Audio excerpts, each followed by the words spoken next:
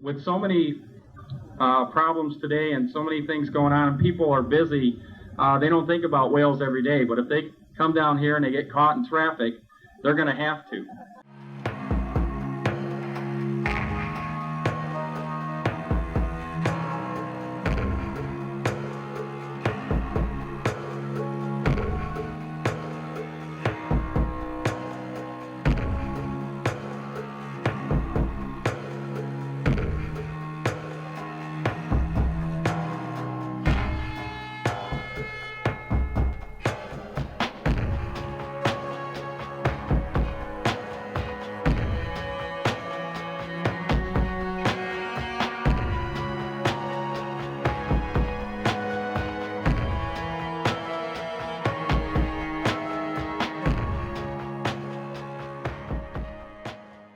Would like to introduce Baltimore's most ardent art supporter, Mayor Kurt L. Schmoe. Welcome Wyland to Baltimore. Several months ago, he wrote me a very nice letter and sent me a copy of his book. I sat there and was just entranced by it and was very excited by what I saw. The possibility of having a mural here is tremendously exciting to me, and I'm just so glad that this day has come. What an honor it is for me to be in Baltimore today, and I truly believe that the people of Maryland and the many visitors that will come and visit this wall will be inspired to learn more. I believe we're all concerned about clean water and a healthy ocean, and that's really the message that I'm trying to convey in my work. I believe that if people see the beauty in nature, they'll work to preserve it before it's too late.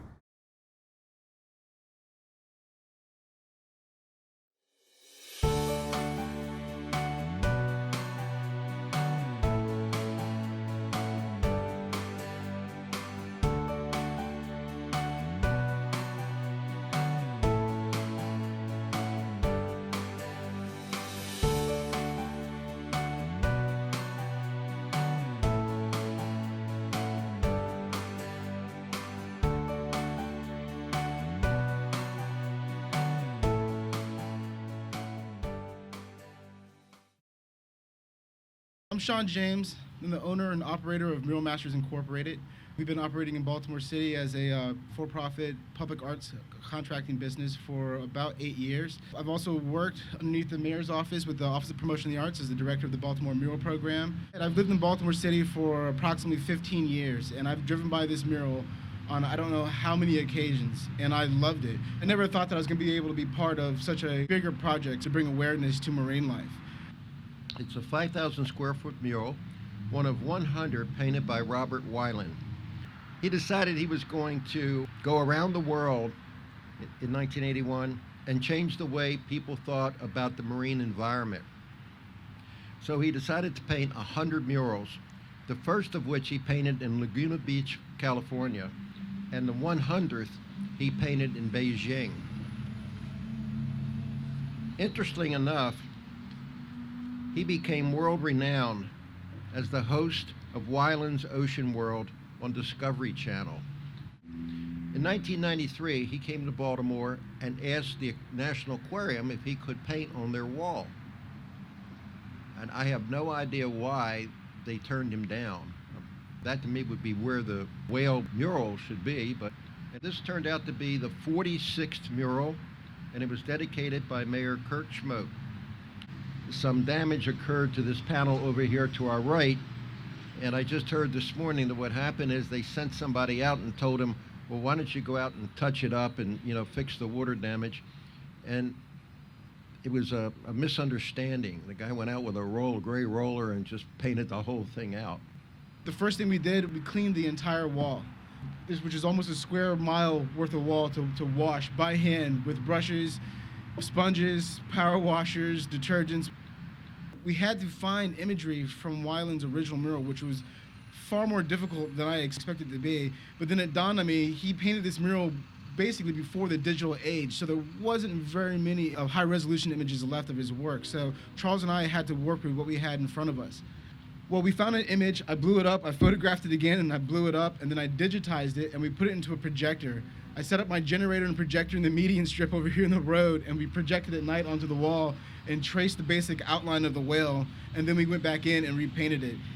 Every square inch of this wall has been repainted. We had to find different colors to bring the blues back in, and over the size of this wall, I can't tell you how many gallons of paint that we use. We own a lot of buildings that have paint on the walls.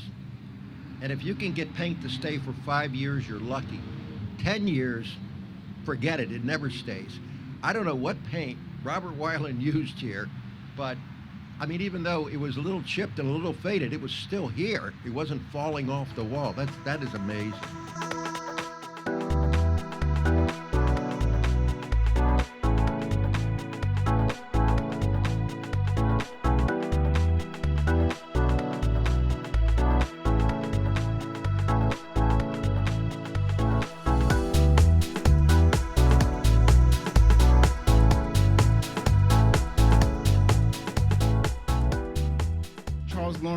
Without his help, I could not have gotten this done. He's by far one of the best marine painters that I've ever known. He and I together restored this beautiful mural over the course of about three and a half weeks.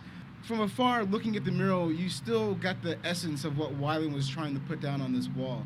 But when you got closer to it, you saw just how much 20 years has taken a toll on this mural. A lot of the detail had faded away. The wall had cracked. Paint was chipping in various places, and there was graffiti all over the wall, and it was really in a state of disrepair. The late author and poet Maya Angelou once says, you can't use up creativity. The more you use it, the more you have. And I think this mural speaks to that creativity that's appearing all over Baltimore. Sean talked about the murals that are appearing throughout the city. It's something that I wholeheartedly believe brings vibrancy and culture and uniqueness to Baltimore. So I am grateful that this mural that is many people's first and only experience with murals in Baltimore, I'm glad it's been restored, and I hope it gives people an interest and curiosity about seeing the other great murals that we have. I want to thank Ed St. John and St. John Properties. Your willingness to continue to invest in Baltimore is not missed by me. I certainly appreciate your works throughout the city, but this, I think, speaks to your heart, because this is something that has been seen by millions of people, and it's something, as Sean was saying, as he was recounting his experience repainting it, that means a lot to a lot of people. So I'm truly grateful, Ed, for you and your team's dedication and investment in restoring this great iconic work in Baltimore. With so many problems today and so many things going on, and people are busy, they don't think about whales every day, but if they come down here and they get caught in traffic, they're going to have to. And that's the whole spirit of this project. You can't ignore it.